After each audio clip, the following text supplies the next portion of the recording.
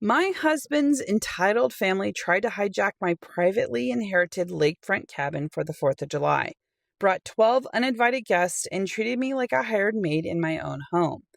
So on the morning of the 4th of July, I quietly packed my bags, took the boat keys, locked up all the supplies, turned off the water, and drove back to the city alone, leaving them completely stranded.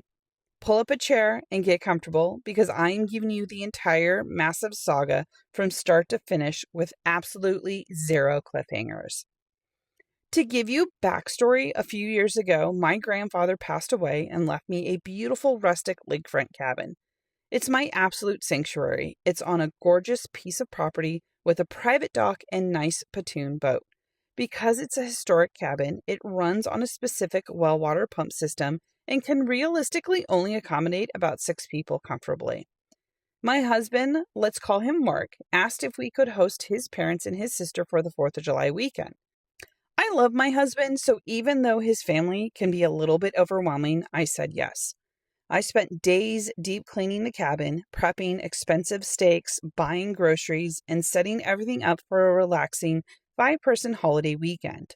Mark and I arrive first. A few hours later, his parents' car comes pulling up, but behind them are 3 other cars.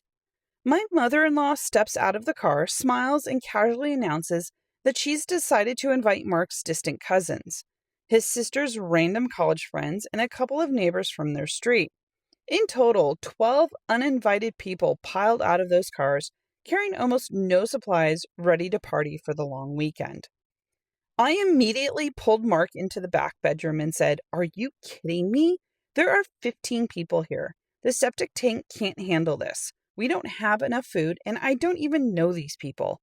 Mark did the classic spineless partner routine, whining, "Oh, babe, please just keep the peace. It's a holiday weekend. My mom just wanted everyone to have fun.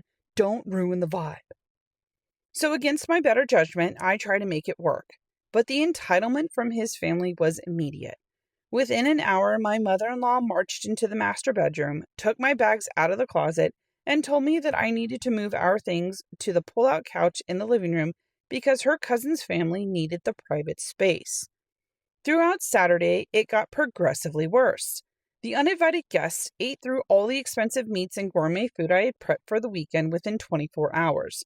They left trash everywhere, tracked mud all over the floors I had scrubbed, and treated me like a resort employee.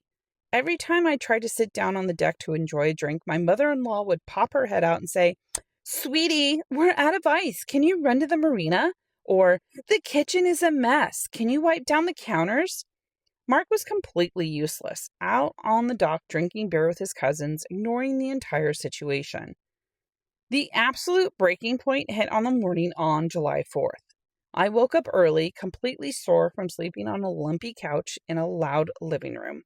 I walked into the kitchen to try and make a cup of coffee, and the space looked like a bomb went off. Empty beer cans, dirty plates, and sticky counters everywhere. My mother-in-law walks into the kitchen, looks at the mess, and then looks at me, and she goes, "The boys want to take the pontoon boat out on the lake for the whole day to watch the afternoon boat parade.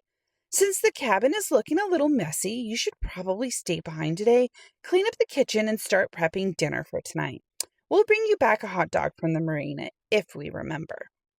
I stood there staring at her. I looked out the window and saw my husband loading my boat with life jackets, completely prepared to leave me behind to clean up after his uninvited family in my own grandfather's house.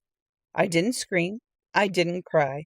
I just smiled, looked at my mother-in-law, and said, "You know what? You're right.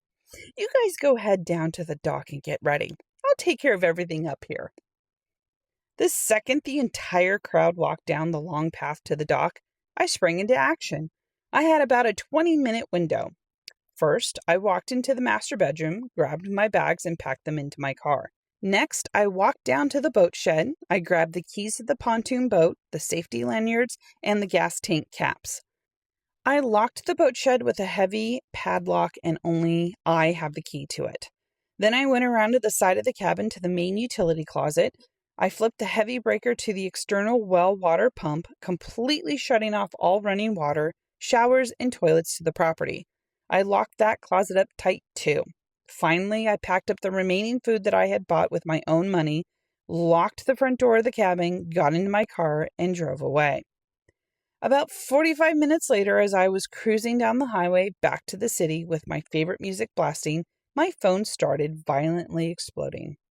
First came the calls from Mark. He was frantic. They had gotten down to the dock, realized the boat shed was locked, the boat keys were missing, and when they went back up to the cabin to get me, the doors were locked and the water wouldn't turn on.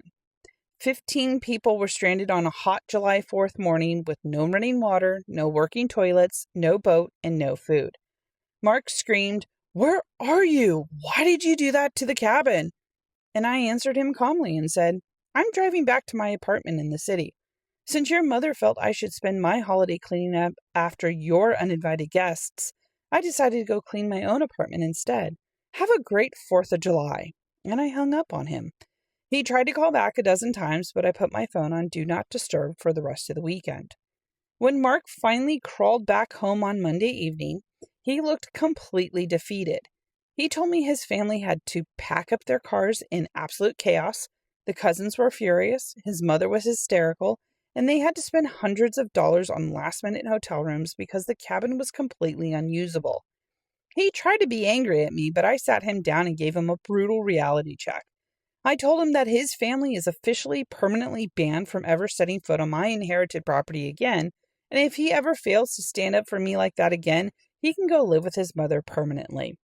It took a massive marital reckoning, but he completely swallowed his pride, apologized profusely, and has turned into an absolute king when it comes to setting boundaries with his family now. Protect your ownership, protect your peace, and never let anybody make you a guest in your own home. And that is the whole delicious tea read to you by Mish. That is me. Follow along for more stories I post daily. See you next time.